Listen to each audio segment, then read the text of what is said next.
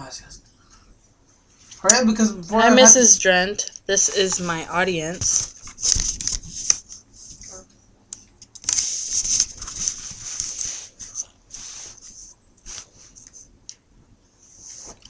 Many people think or look at people weird when they see someone with disabilities.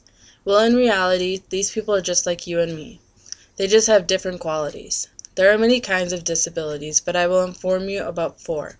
Them being are mental retardation, Rett syndrome, epilepsy, and cerebral palsy. Most people do not know about these kinds of disabilities, but we should.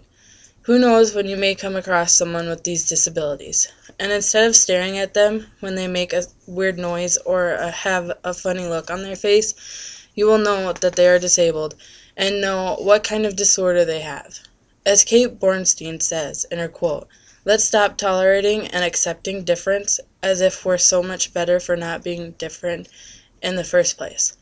Instead, let's celebrate difference, because in this world it takes a lot of guts to be different." First, mental retardation is what you may see most disabled with. A definition of mental retardation is a condition that includes below average general intellectual function and a lack of the skills necessary for daily living. A family member may suspect mental retardation if the child's motor skills, language skills, and self-help skills don't seem to be developing or may be developing slowly.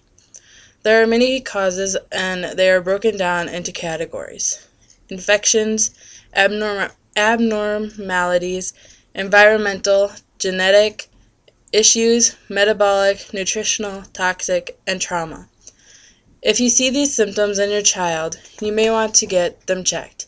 If you see them having infant-like behavior, decreased learning ability, lack of curiosity, and inability to meet educational demands at school, treatments would require special education and training to help that person function as normally as possible.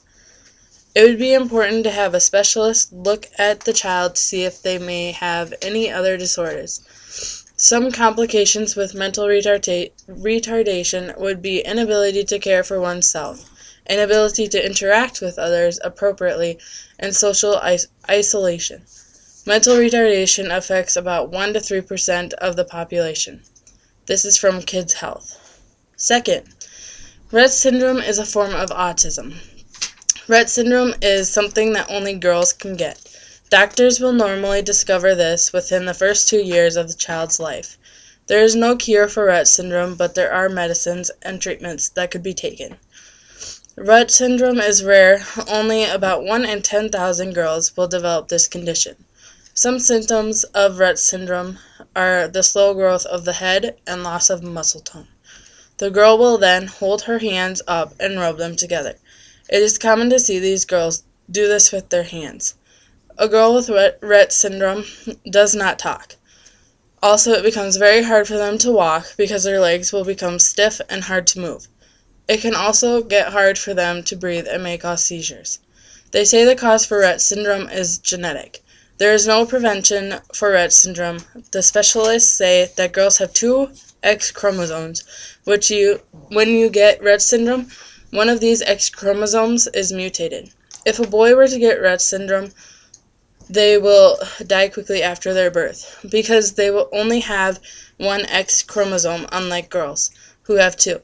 This means that since boys only have 1 X chromosome, if that one is to be mutated, then they wouldn't survive.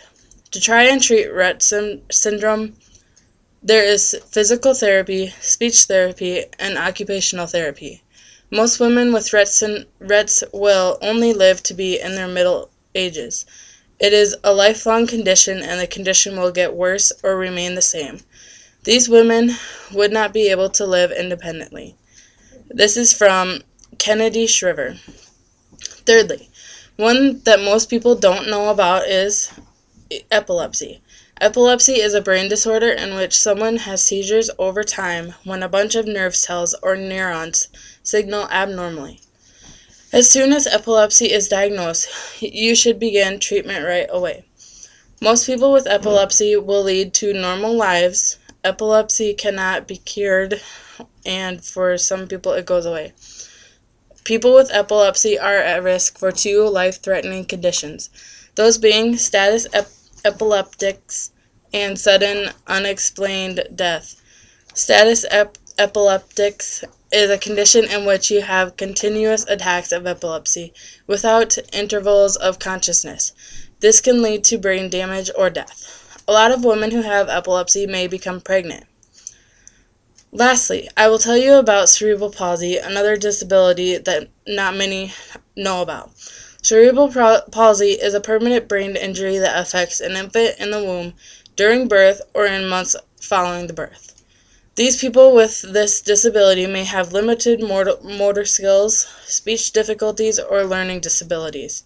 Some causes for cerebral palsy would be accidents of brain development, genetic disorders, strokes, and infections of the brain.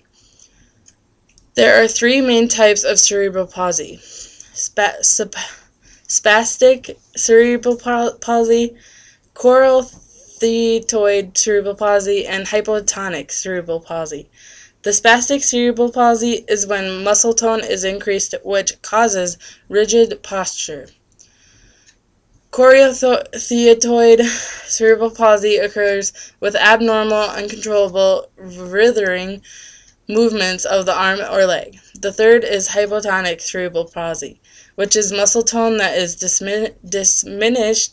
This child will look floppy. There also is no cure for cerebral palsy. In conclusion, now that you know what these kinds of disorders are, so the next time you see someone that's disabled, think twice before staring or remember they're just like you and I.